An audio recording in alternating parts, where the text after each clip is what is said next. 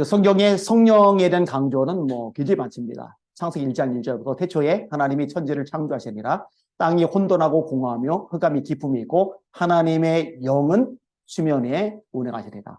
하나님의 영이 수면 위에 운행하시다 하죠. 모세는 성령의 사람이죠. 여러분 모세가 너무 힘들어요. 즉시 나를 죽여 나로 이 곤고함을 보지 않게 하옵소서. 이렇게 기도하는 대목이 나와요. 제가 모세를 되게 좋아하는데요. 되게 좋아하는 이유가 뭐냐면요. 위대한 일을 많이 한 부분 때문이 아니라 이 부분이에요. 즉시 나를 죽여 나로 이 곤고함을 보지 말게 하옵소서. 그 다음에 엘리야를 제가 무진장 좋아하는데 엘리야를 무진장 좋아하는 이유가 뭐냐면은 갈멜산에서 850명을 때려잡은 사건 때문에 좋아하는 게 아니에요. 로뎀나무 그늘 아래 앉아서 자기 죽여달라고 하소연하는 모습이죠. 그것 때문에 좋아해요. 예레미야 20장에 이런 고백을 합니다. 내 생일이 저주를 받았다면 나의 아비에게 소식을 전하여 이르기를 네가 득남하였다여 내 아비를 즐겁게 하지 않았다면 나의 어미의 배로 항상 부르게 하지 아니하지 연교로다. 내가 어찌하여 태어나서 고생과 슬픔을 보며 나의 날을 수욕으로 보내는 거. 하나님 차마 원망 못하고 자살 차마 못하고 자기 생일을 저주하잖아요. 이 세 사람의 공통점이 뭐냐면요. 죽음을 너무너무 원했다는 거예요. 왜? 살기 너무 힘드니까. 이런 걸 보면서 느끼는 게 뭐냐. 모세 위대하죠. 엘리야 위대하죠. 예레미야 위대하죠. 근데 진짜 위대한 분은 하나님이세요. 한계 많고 연약한 사람을 쓰셔서 위대하게 일을 행하게 하신 하나님. 그분이 참 대단하시죠. 하여튼 이런 연약한 모습을 모세가 보여요. 즉시 나를 죽여 나로 이 곤고함을 보지 않게 하소서. 이때 하나님 해결책이 뭐냐. 모세를 보자는 70명의 장로들에게 성령을 부어주시는 일이었어요. 자, 모세 후임자가 여호수아입니다. 여호수아를 선택한 목적이 나와요. 이유가 나와요. 그럼 인물 좋겠냐? 이런 말씀 안 하시죠. 여러분 인물이 좋으면은요 점수 땁니다. 정치인들도 잘생기면은요 여자 유권자들 표가 쏠립니다. 실제로 그래요. 여러분 드라마 보는데 난리를 피우는 아줌마들이 많잖아요. 그 왜 그러냐면은 그 남자 주인공 배우가 잘생겨서 그래요. 진짜 못생긴 사람을 주인공으로 발탁하면은요 드라마 망합니다. 100% 망합니다. 자, 이 여호수아 키가 크잖냐? 여호수아 머리가 좋잖냐? 리더십 탁월하잖냐? 집안 명문가잖냐? 이런 얘기 한 말씀 안 하세요. 딱 한 가지 말씀하세요. 그는 나의 영에 감동된 자니. 그걸로 끝이에요. 자, 하나님이 다윗을 쓰십니다. 사무엘 중에 기름을 부으세요. 기름을 부으셨는데 달라진 건 딱 하나입니다. 다윗이 여호와의 영에 크게 감동됩니다. 그게 나예요. 자, 삼손에게 하나님의 영이 갑자기 임하세요. 그러니까 어떤 일이 발생을 합니까? 사자를 찢어요. 맨손으로 찢어요. 손에 가진 게 없는데. 자, 유대인들이 이스라엘 백성들이 삼손을 묶어요. 블레 사람들에게 갖다 바쳐요. 묶여서 이제 끌려가는 거예요. 이때 또 나와요. 이때는 갑자기 말은 빠지고 여호와의 영이 임하시니까 이 밧줄을 불탄 삼처럼 끊어버려요. 이 메인 걸 끊어버린 거예요. 성령의 능력으로. 그리고 나귀 턱뼈 하나로 블레 사람들을 치죠. 여러분 입다에게 성령이 임하시는 장면이 나와요. 전부 다 이런 패턴으로 이루어져요. 요엘서 2장 18절 말씀을 사도행전 2장 17절에 베드로가 인용을 합니다. 말세에 내가 내 영으로 모든 육체에게 부어주리니 너희 자녀들은 예언할 것이요 너희 젊은이는 환상을 보고 너희 늙은이는 꿈을 꾸리라.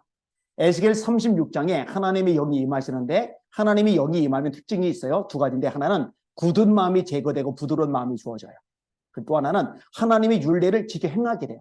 그러니까 내 힘, 내 능력, 내 의지, 내 노력 가지고 하나님의 말씀을 지켜 행하는 게 아니라 성령께서 지켜 행할 수 있는 능력을 주시는 거예요. 자기 힘으로 신앙생활하는 사람은요 계속 자빠집니다. 좌절격수입니다.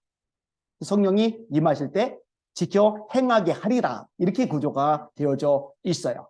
여러분 예수님이 그토록 강조하신 게 뭐예요? 누가복음 12장 내가 불을 땅에 던지러 왔노니 이 불이 이미 붙었으면 내가 무엇을 원하리요? 나의 받을 세례가 있으니 그 이루어지기까지 나의 마음에 답답함이 얼마나 기느냐. 우리 속에 성령이 불이 붙으면 주님 소원이 없대요. 더 이상 바라는 게 없대요. 근데 이 불이 붙지 않으면 주님 속이 타들어갔어요. 보혜사, 곧 아버지께서 내 이름으로 보내실 성령, 그가 너에게 모든 것을 가르치시고 내가 너에게 말한 모든 것을 생각나게 하시리라. 성령께서 오셔서 죄에 대하여, 의에 대하여, 심판에 대하여 세상을 책망하시리라. 내가 떠나가는 것이 너에게 유익이라. 떠나가지 아니하면 보혜사가 너에게 오지 않으실 것이요 떠나가면 보혜사가 너에게로 오시리라. 이런 얘기를 하시는데 어느 정도까지 성령의 목을 매셨느냐? 죽으셨어요. 3일 만에 부활하셨어요. 물을 걸어 잠그고 떨고 있는 제자들이 나타나세요. 나타나신 다음에 예수님이 첫 번째 하신 말씀, 두려워하니까 너에게 평강이 있을지어다. 두 번째 하신 말씀, 너에게 평강이 있을지어다. 진정됐어요? 그 다음에 실제로 하시고 싶은 첫 번째 메시지, 숨을 내쉬며 이르시되 성령을 받으라. 너희가 네 죄든지 사하면 사하여질 것이요 그대로 두면 그대로 있으리라. 이게 부활하시고 하신 말씀이에요. 승천하기 직전에도 똑같아요. 예수님 완전히 목매셨다니까요. 너희는 예루살렘을 떠나지 말고 내게 들은 바 아버지 약속하신 것을 기다려라. 요한은 물로 세를 베풀었으나 너희는 몇 날이 못 되어 성령으로 세를 받으리라. 야, 니들 왜 모여 있는 건데? 니들 왜 가만히 있어? 지금 이럴 시간 어디 있어? 빨리 돌아다녀. 빨리 흩어져. 빨리 전도해. 빨리 선교해. 예수님이 안 그러셨어요. 가지 마. 어디도 가지 마. 흩어지지 마. 모여 있어. 언제까지? 성령이 임할 때까지. 다시 말해, 선교 중요하죠. 본질이죠. 전도 중요하죠. 본질이죠. 그런데 성령의 역사가 아니면 구원의 역사 없어요. 하나님의 영으로 말하는 자는 예수를 저주할 자라자내고 성령으로 아니하고는 누구든지 예수를 주시라 할 수 없느니라. 하나님이 그 아들의 영을 너희 마음 가운데 보내서 아바 아버지라 부르게 하시느니라. 너희가 다시는 무서워하는 종의 영을 받지 않고 양자의 영을 받았으므로 아바 아버지라 부르지느니라. 우리가 하나님을 아버지로 부르는 거, 예수님을 주로 고백하는 거, 예수님이 십자가 죽음과 부활을 믿는 거, 이거 인간의 의지, 교육, 학습으로 되는 게 아니라 성령의 역사이십니다. 성령의 도움이 아니면 안 돼요. 그래서 유명한 말씀이 나와요. 사도행전 1장 8절에 오직 성령이 너에게 임하시면 그 다음에 너희가 번역을 받고 예루살렘과 온 유대와 사마리아와 땅끝까지 이르러 내 증인이 되리라 하시리라. 제자들이 주님 말씀 순종해요. 안 돌아다녀요. 전도도 안 나가요. 선교도 안 나가요. 그냥 모여서 기도만 해요. 사도행전 1장 14절 오로지 기도하기를 힘쓰리라. 옛날 개역 한글은 전혀 기도하기를 힘쓰리라. 그래서 사도행전 2장에 성령 충만이 임하죠. 그죠? 자, 그런데 이 교회가 성장해 가는 와중에 위기를 만납니다. 권력자들이 협박하는 거예요. 죽인다는 거예요. 그대로 두지 않겠다는 거예요. 전도하지 말라는 거예요. 이때 베드로와 요한이 협박받고 보고를 했는데 야, 이럴 때 몸살이자 조용히 하자. 우리 기도하지 말자. 잠시 동안만 흩어져 있자. 이러지는 않아요. 더 모여요. 모여서 기도하는 내용이 사도행전 4장에 나오죠. 주여 이제도 저희 위협함을 굽어보셨고 담대히 하나님의 말씀을 전하게 하시며 손을 내밀어 병을 낫게 하셨고 표적과 기사가 거룩한 종 예수의 이름으로 이루어지게 하옵소서. 빌기를 다음에 모인 곳이 진동하더니 무리가 다 성령이 충만하여 담대히 하나님의 말씀을 전하니라. 그리고 계속 이어져 나가는 거예요. 한국교회가 원래 성령 충만했죠. 기도를 많이 하니까. 근데 그거 좀 다 잃어버렸죠. 그러니까 영권이 없어요. 좋은 건물 많은데 학력 수준 높은데 경제력 대단한데 사회 지휘 배경 백그라운드 폼 나는데 마귀가 우습게 여겨요. 왜? 영권이 없어요. 성령의 불이 없어요. 여러분들 소수지만 성령의 불이 임할 때 원수 마귀가 영계가 두려워 떠는 줄 믿으시길 바랍니다. 여러분들이 성령의 불로 타오르시기를 주님의 이름으로 축원합니다. 오늘 본문도 이 성령의 역사심을 잘 이야기해줘요.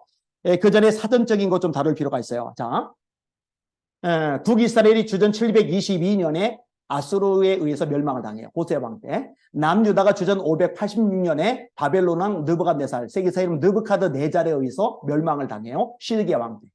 예레미야 예언대로 된 거예요. 근데 예레미야가 이 심판을 예언하면서 동시에 회복을 예언하는데 그게 예레미야 29장이에요. 바벨론에서 70년이 차면 내가 너희를 돌보고 나의 선한 말을 너희에게 성취하게 하여 너희를 이 땅으로 돌아오게 하리라. 너희를 향한 나의 계획을 내가 안 하니 평안이요 재앙이 아니리라. 너에게 미래와 희망을 주려 하는 것이니라. 다니엘서 보면은 예레미야가 말하는 70년이 무엇인지 다니엘이 깨닫는 장면이 나와요. 자, 이 70년 만에 바벨론을 이 메데파사 연합군 페르시아가 무너뜨리고 그 다음에 이사야 45장에 예언되어 있죠. 하나님이 기름 부어 세운 고레스, 세계사 이름은 히루스를 통해서 칙령이 반포가 됩니다. 그게 에스라 1장 역대하 마지막 장에 나와요. 유대인들 고향에 돌아가도 돼.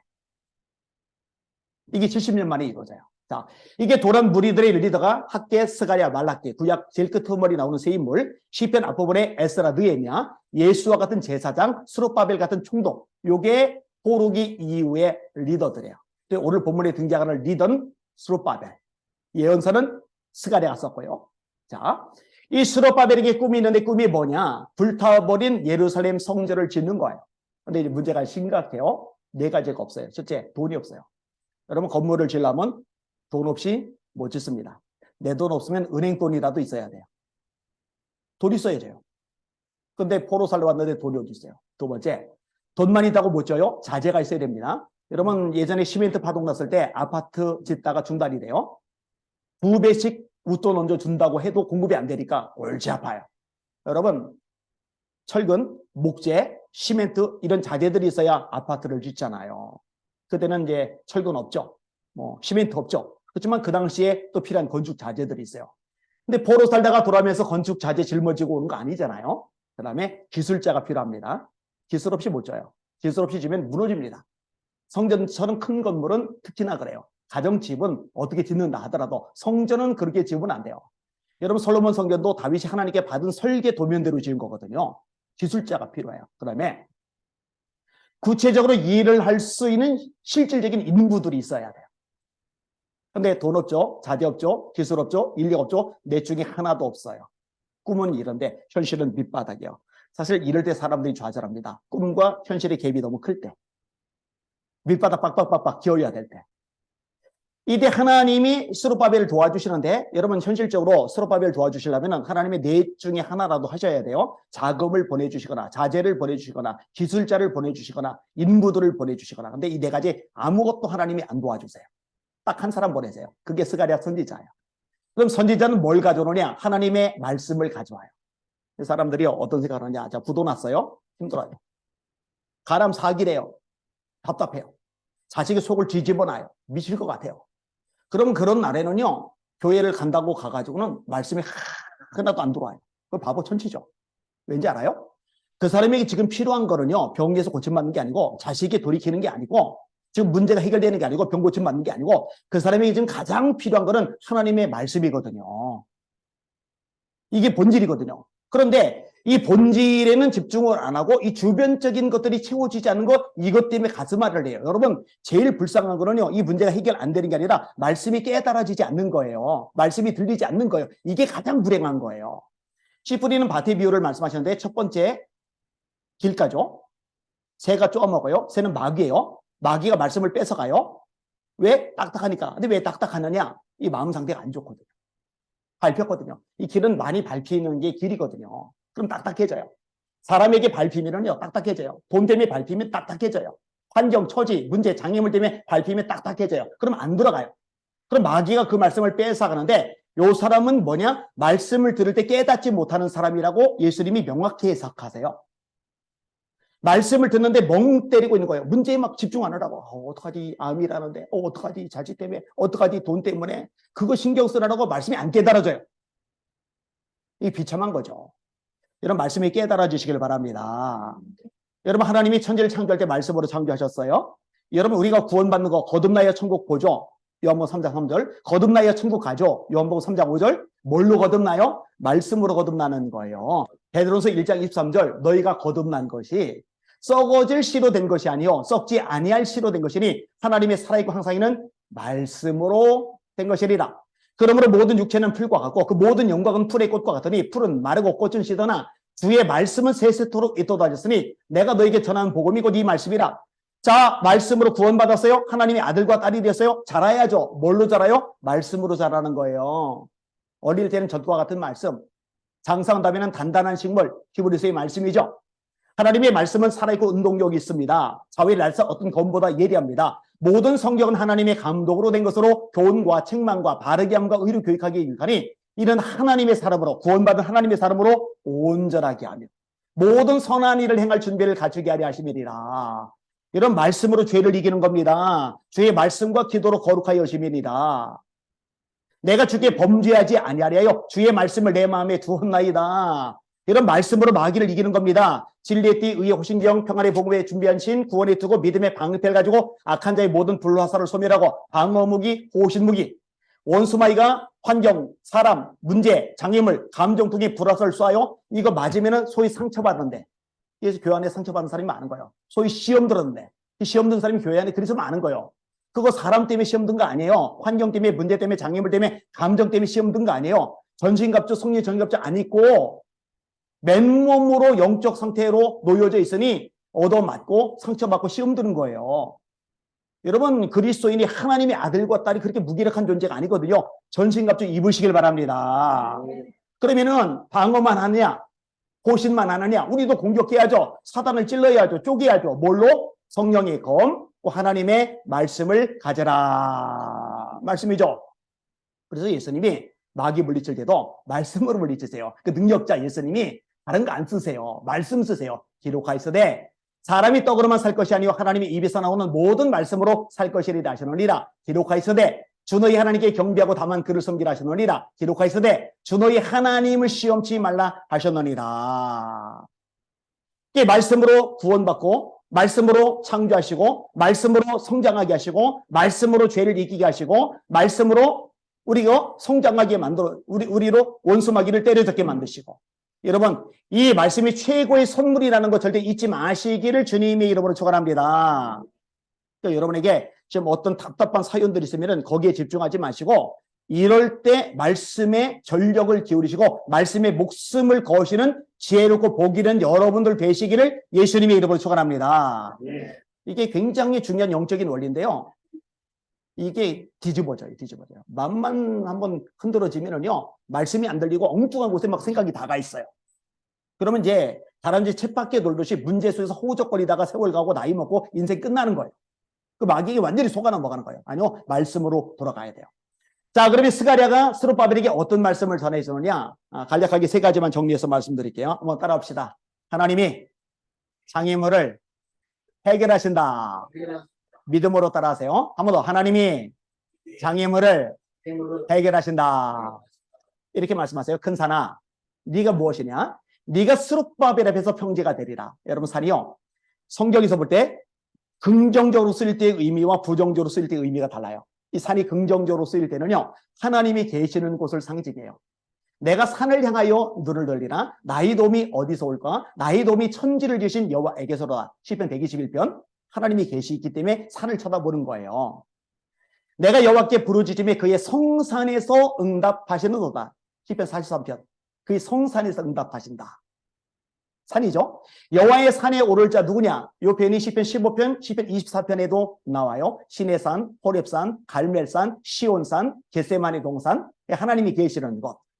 이 거꾸로 이 산이 부정적으로 쓸 때는 뭐냐면 장애물입니다. 너에게 겨자씨 만한 믿음이 있고 이 산더로 들려 바다에 던지라면 그대로 될 거다. 여러분, 한라산한테 태평양이 빠지라고 해보세요. 빠지나.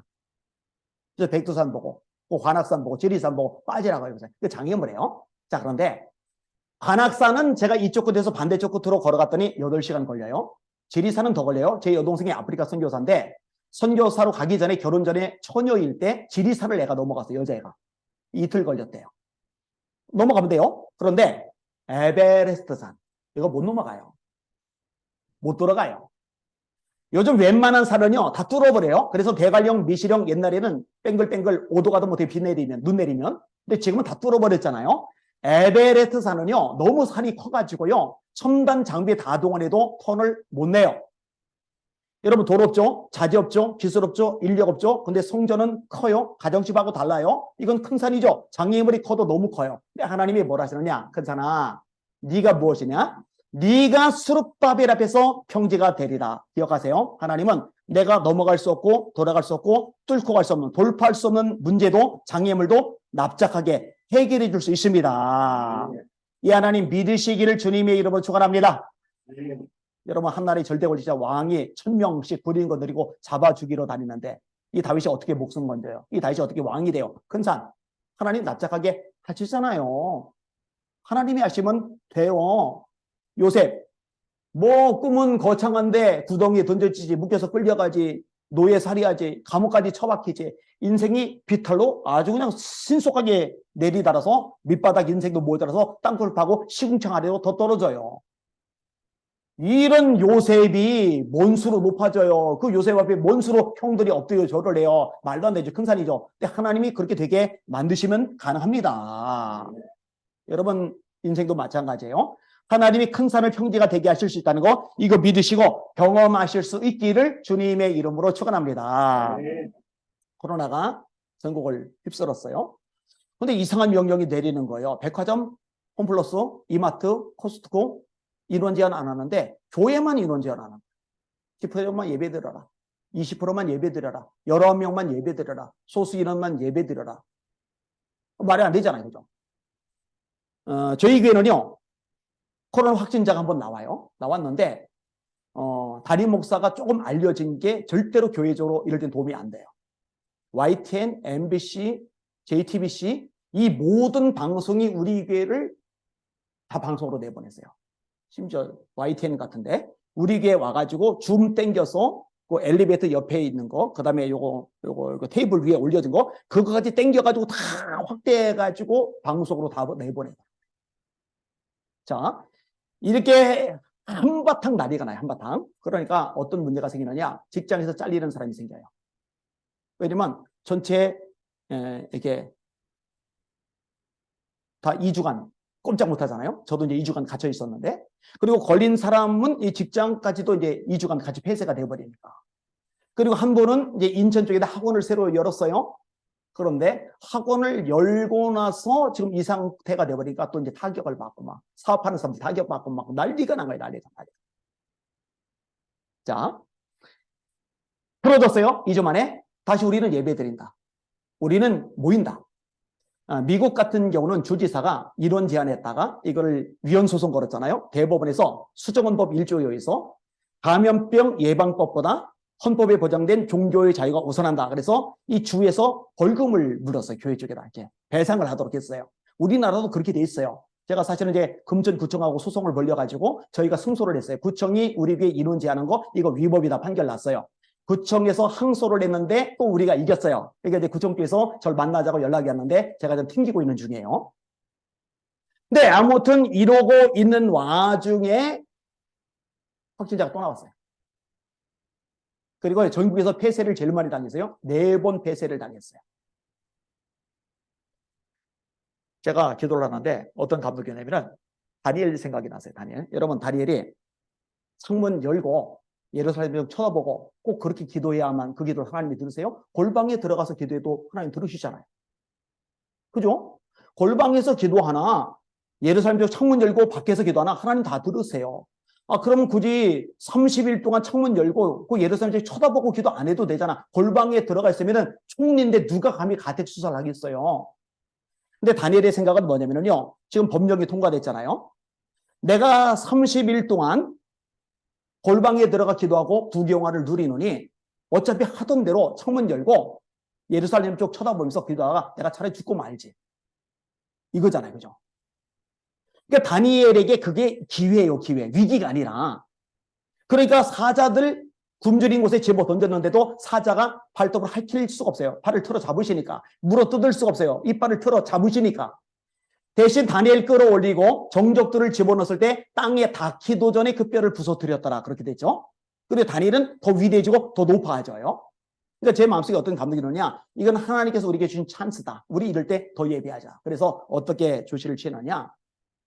봐라. 우리 교회가 4번이나 폐쇄당했고 방송에 나갔고 욕 엄청나게 먹었어요. 진짜. 그리고 경찰 공무원들이요. 매 주일마다 찾아와요. 수요 예배도 찾아와요. 여러분, 전국에 있는 교회 중에 매주일 경찰과 공무원이 찾아왔던 교회는 우리 교회가 유일할 겁니다. 근데 성도들 보고 선포한 거예요. 이거 찬스다. 하나님께 점수 딸 기회다. 다니엘처럼 해보자. 우리가 온라인 예배 드려도 하나님 들으시는 거 맞아. 이렇게 모여서 예배 드려도 들으시는 게 맞아. 근데 모이는 게 원래잖아. 권력에 눌려서 집에 숨어서 예배 드리는 거 이거 하나님께 기뻐하지 않으셔. 다니엘에게 그 위기가 아니라 기회였듯이 우리에게도 이거는 위기가 아니라 기회가 되는 거야. 그러니까 여러분, 우리 이럴 때 기도합시다. 그래서 없던 월요 기도회를 만들었어요. 없던 화요 불기도 기도회를 만들었어요. 차근차근 하나 더 만든 거예요. 그 다음에 수요 예배는 원래 드리고 목요 불기도 기도회를 또 만들었어요.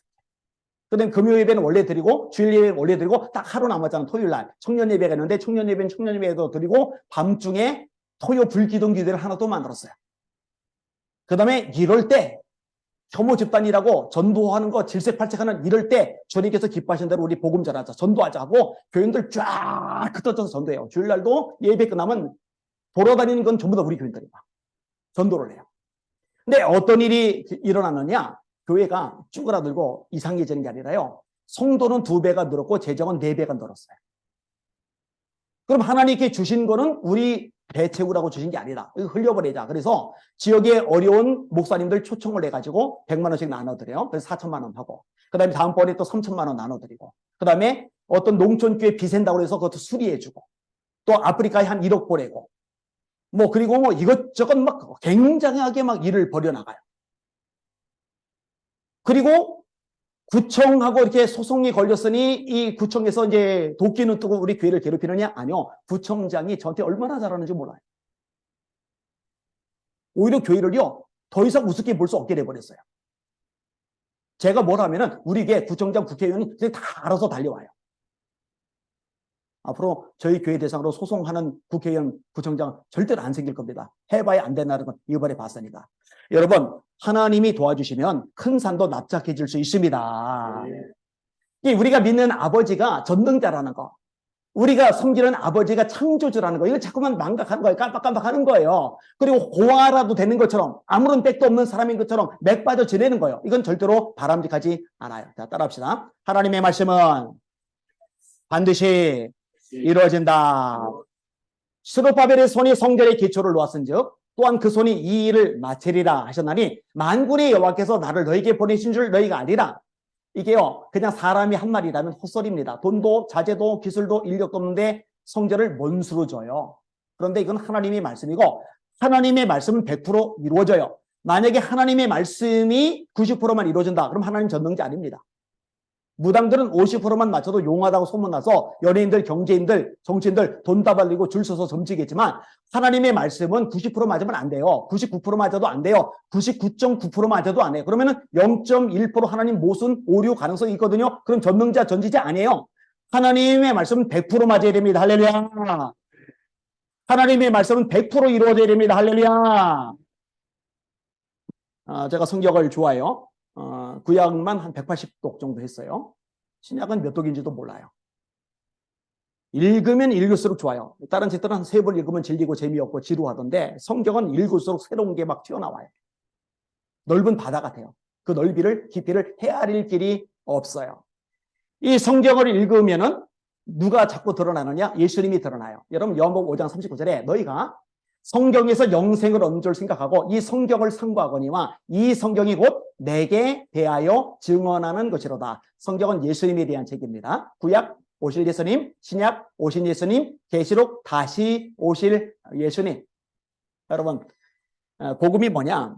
예수님에 대한 게 복음이요. 예수 그리스도 중 바울은 사도로 부르심을 받아 하나님의 복음을 위하여 택장함을 입었으니 이 복음은 하나님이 그의 아들에 관하여, 예수님에 대하여 선지자들로 말미암아 성경에 미리 약속하신 것이다.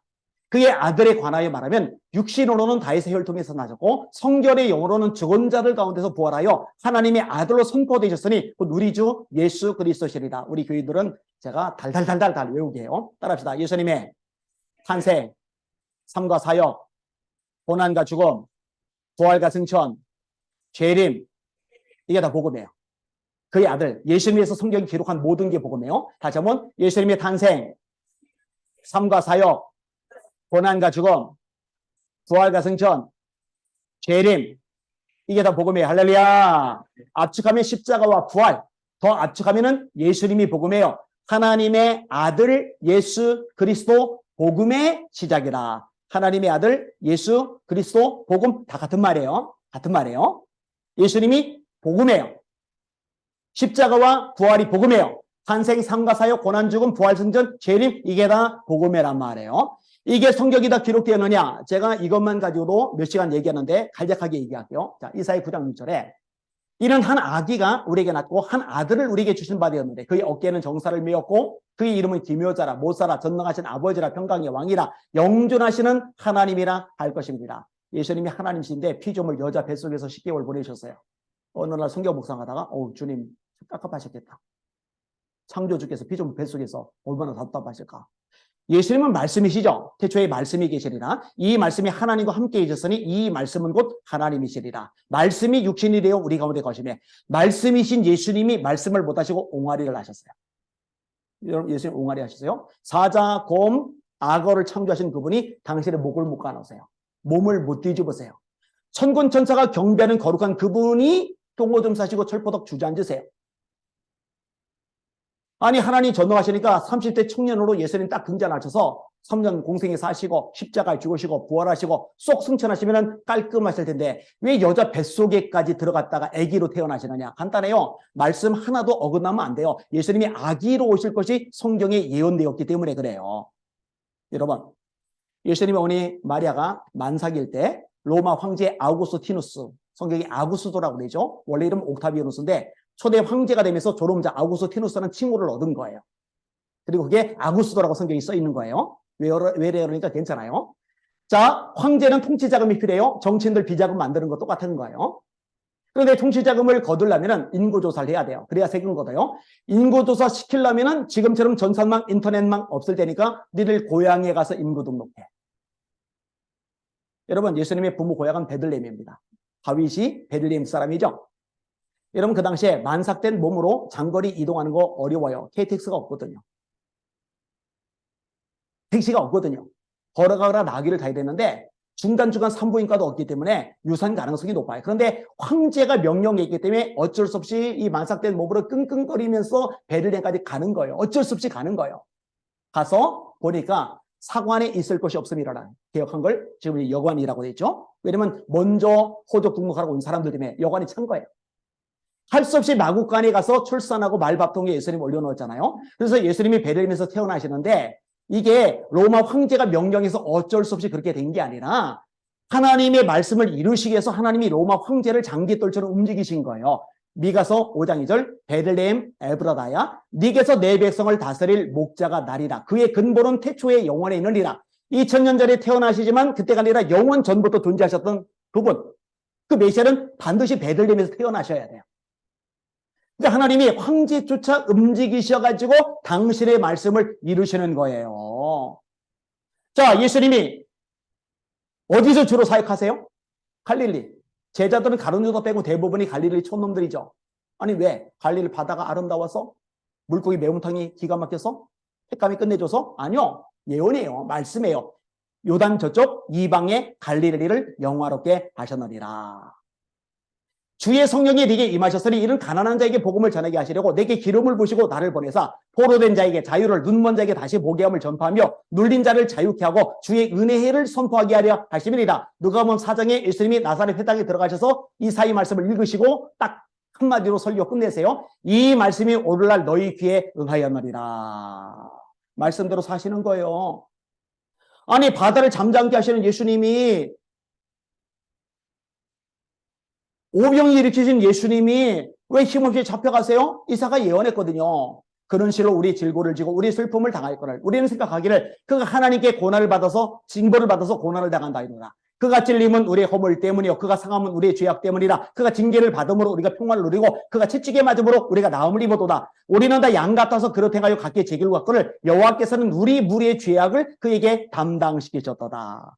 이런 로마 군인들이 중상류층이죠. 황제가 월급 주니까. 여러분 어떤 권사님이 우리 권사님이신가 이게 선물을 주는데 옷 선물이에요.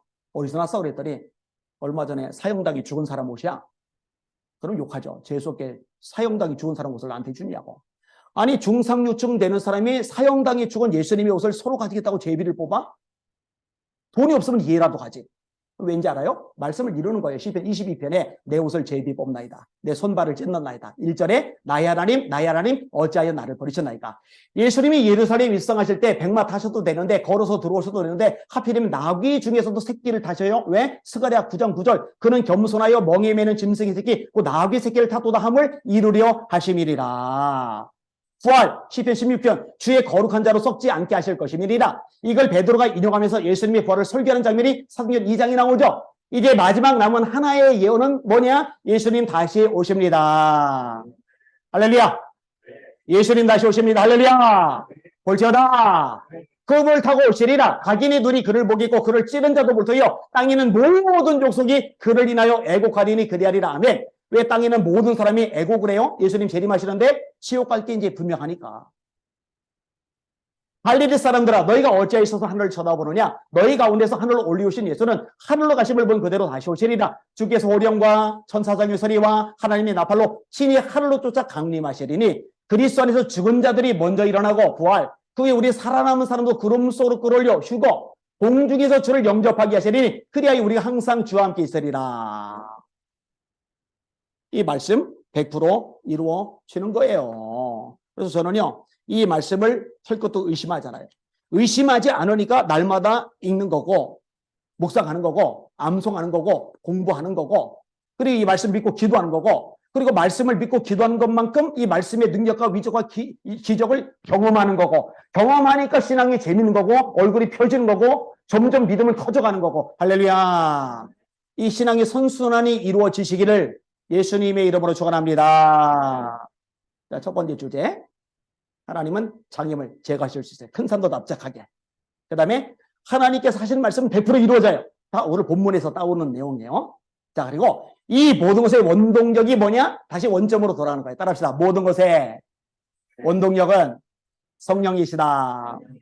희한한 구절인데, 이는 힘으로 되지 아니하며 능력으로 되지 아니하고 오직 나의 영으로 되느니라. 그럼 뭘 헛소리야? 아니, 지금 건물 짓는 거, 건물. 건물은 돈으로 짓지, 자재로 짓지, 기술로 짓지, 인력으로 짓지, 돈, 기술, 자재, 인력 아무것도 없는데 하나님의 종이 와서 한다는 소리가 헛소리 같은 얘기를 해요. 너 힘으로 못 지을 거다. 너 능력으로 못 지을 거다. 가능한 방법 내가 딱 한 가지 알려줄게. 뭘로 지는 자로? 성령으로 지을 수 있어. 여러분 잘 들으세요. 여러분 자식들 키우는 거 여러분 힘으로 능력으로 하려고 하지 마세요. 성령의 도우심 받아 키우시길 바랍니다. 여러분 손 안에 절대로 안 들어옵니다. 죽었다 깨도 안 잡힙니다. 여러분 사업이든 장사든 직장이든 여러분의 힘, 능력, 인맥, 수단, 방법, 아이디어, 지혜로 하지 마시고 성령의 도우심을 받으시기를 주님의 이름으로 축원합니다. 네. 이거를 경험해야 돼요. 때때로 하나님께서는 이렇게 철저하게 성령의 도우심을 의지하도록 우리를 몰아가실 때가 있어요. 이게 내 노력으로, 수단으로, 방법으로, 잔머리로, 기획으로, 지혜로, 인맥으로 인간적인 다양한 방식으로 될 수 있는 게 아니구나. 하나님이 도우셔야, 성령이 역사하셔야 비로소 길이 열려지는구나. 이거를 깨닫도록 하시는 거죠. 여러분 바울 사도가 고린도서 1장에 이런 말씀을 해요. 형제들아, 우리가 아시아에서 당한 환난을 너희가 알지 못하기를 원치 아니하노니 우리가 힘에 지나도록 심한 고생을 받아 살 소망까지 끊어지고 우리 마음에 사형 선고를 받은 줄 알았노니. 아니 바울처럼 강한 사람이 어디 있다고. 근데 그 바울이 끝났어. 이제 흘렸어. 이제 힘이 지나갔어요. 살 소망이 끊어졌어요. 사형 선고 받았어요. 이제 죽었어. 근데 이런 걸 경험하게 하신 이유가 뭐냐? 마음의 사형 선고를 받은 줄 알았노니 이는 우리로 하나님만 의뢰하게 하려 하심이리라. 오늘 낮에 극동방송 가서 1시간 정도 인터뷰 녹화를 하고 왔는데 그때도 그런 얘기를 했어요. 사람들이 뭔가 기댈 구석이 있으면요 절대적으로 하나님 한 번만 의지하지 않아요. 통장에 잔고 좀 있으면, 배우자가 좀 괜찮으면, 자식들 좀 기댈만 하면, 또 내가 누군가 비빌 언덕 사람이 있으면, 상황이 되면은 절대로 하나님만 전적으로 의지하지 않으려고 그래요. 그래서 때때로 하나님은 이런 모든 것들을 허무셔서 하나님 한 번만 남게 하시고 그 하나님 한 번만 의지하게 만드실 때가 있어요. 야곱 같은 경우 그렇죠. 저도 이 경우를 굉장히 많이 겪었어요. 그래서 이걸 많이 겪고 나니까 이제는 사람 절대 의지하지 않아요. 의지하면 그 사람과 나는 깨져요. 돈 절대 의지하지 않아요. 돈을 의지하는 순간 물질은 내게서 사라져요. 하나님은 저에게 아주 적나라하게 경험하게 하셨어요. 철저하게 기도하고 성령님만 의지하게 하시고 그렇게 가는 동안에는 나머지 것들이 줄줄줄줄 뒤따르게 만들어주세요. 할렐루야. 네. 이거 경험하시기를 주님의 이름으로 축원합니다. 네. 제가 그 아버지 때문에 마음고생을 많이 했어요. 알코올 중독이셨거든요. 알코올 중독자들은요 아내와 자식들이 피마릅니다. 어릴 때 아버지가 미워서 이를 깔았어요. 지금은 내가 당하지만 너 늙는다. 난 큰다. 너 힘 빠지는 순간 내가 매일 좁힐 거다. 각오해라. 겨울철에 집에서 뛰쳐나갔는데 갈 데가 없어요. 추워요. 볕단 수북하게 쌓이길래 그거 다 후벼 파고 들어가고 두껍게 볕단 더 벗는데 그때 깨달은 거. 볕단은 아무리 두꺼워도 춥구나. 얼어 죽을 뻔했어요. 그러니 이가 갈리죠. 불쌍한 어머니 위해서 사남매 장남인 제가 초등학교 때부터 밭에 가서 무 뽑고 시장 가서 장사하고 그다음 신문 배달해요. 그래 신문지 끼고서.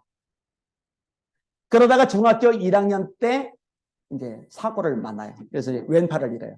팔이 이제 하나가 없어요. 이게 중1 때 팔이 날아갔어요. 이것도 이제 에피소드가 있는데 이놈의 트럭 운전자가 교통사고가 난 다음에 얼른 나와서 저를 병원에 데려가면 돼요. 그러면은 그냥 좀 입원해 있다가 태어나면 되는데 이때는 보험이 제대로 안 돼 있어요. 블랙박스, CCTV 이런 게 제대로 안 되어 있어요. 그리고 사람이 다친 것보다 죽는 게 돈이 덜 나가요. 한 번 보상하고 끝나니까. 계속 실업이 안 나가니까. 그래서 80년대 초반 안 좋은 일들 많이 일어나던 때입니다. 여기는 나이 드신 분들이 없어가지고 이해를 못 하시겠다. 자, 어른들은 대부분 고개를 많이 끄덕여요. 이 트럭 운전자가요, 쓰러져 있는 저를 깔아 뭉갠다고 후진을 또 했어요. 자전거는 완전히 오그라들고, 다른 데 갈렸으면 죽었을 텐데, 왼팔만 걸쳐있고 몸이 다행히 이쪽으로 튀겨져 나가는데, 걸쳐있는 왼팔을 후진하는 뒷바퀴가 깔고 지나가면서 팔이 으스러져 나갔어요. 기절을 안 했어요. 여기서부터 여기까지 피가 뿜어져 나가는데, 요대로 조금만 더 가면 어린아이, 중1짜리 나이에도 나는 죽는다 생각이 드는 거예요. 그래서 어떻게 해요? 이거 잡고서 내가 트럭 운전자 아저씨한테 가가지고 아저씨 나 병원 데려가줘요 하고 애걸을 했다니까요. 사람이니까 문 열고 태우고 병원 갔는데 다행히 5분만 늦어도 이제 출혈 과다로 죽는 거죠. 다행히 목숨을 부지할 만큼 됐어요. 얼른 수혈하고 수술하고 깼는데 어깨 밑으로 팔이 없어요. 이게 아파요. 너무 아파요. 이거는 뭐 설명해봐 어차피 여러분 이해 못하고. 그리고 이제 문제가 뭐냐면요. 팔이 없는데 이놈의 뇌는 이 팔을 느껴요.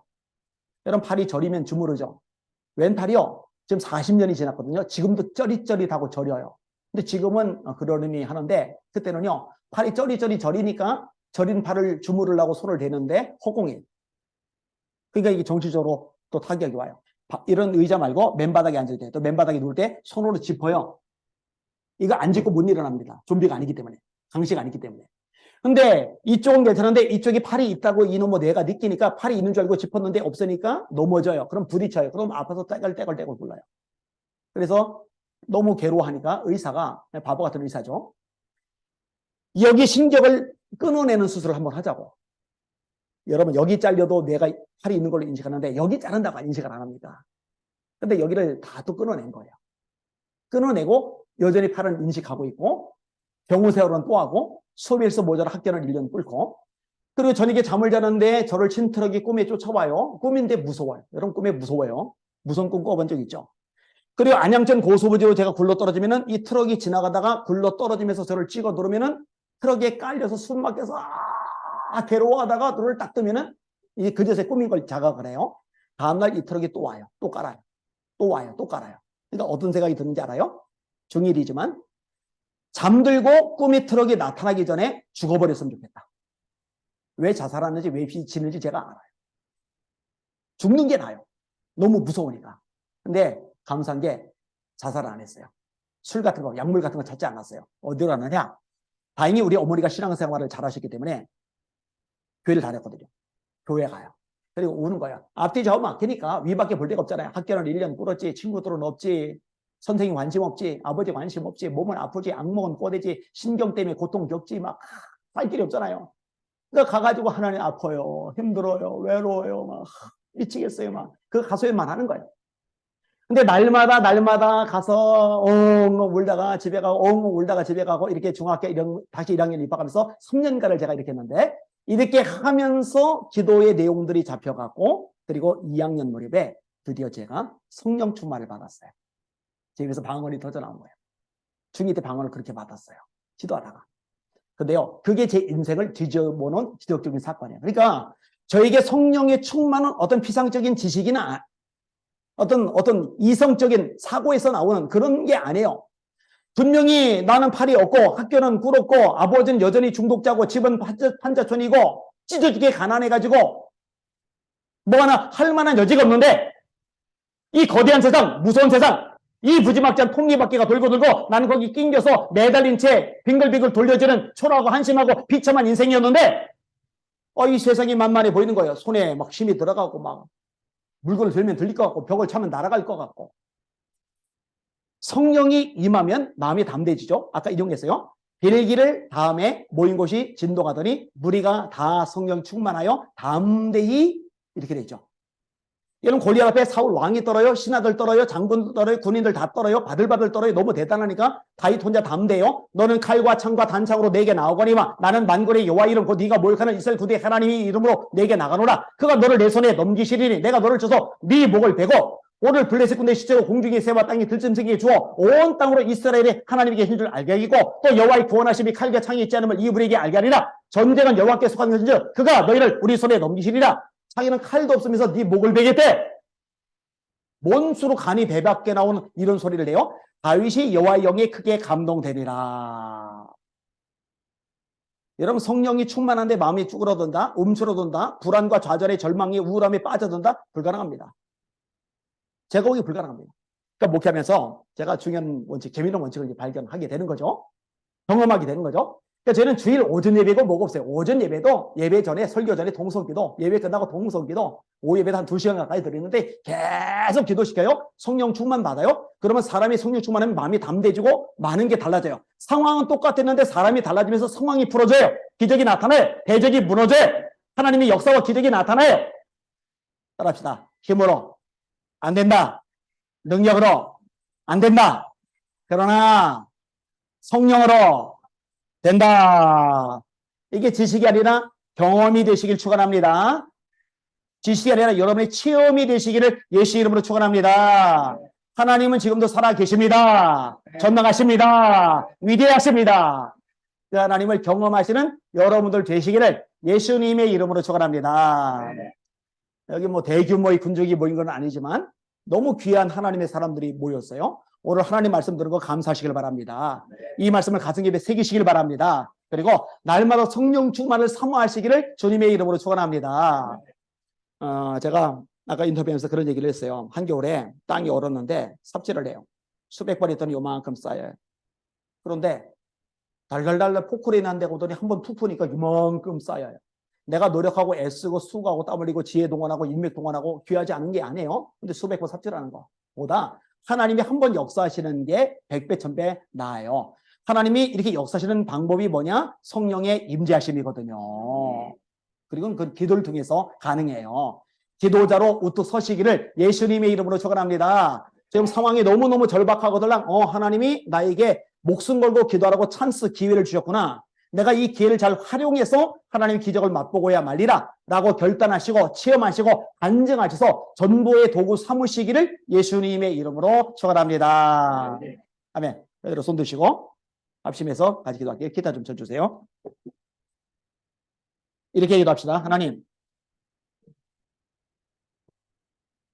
내가 사람, 환경, 처지, 문제, 장애물, 사건 이것저것 바라보지 말고 하나님께 내 시각을 고정시키게 하여 주시옵소서. 성령의 충만을 사모하게 하여 주시옵소서. 이 시간 이 자리에 제 심령에 성령의 불을 내려 주시옵소서.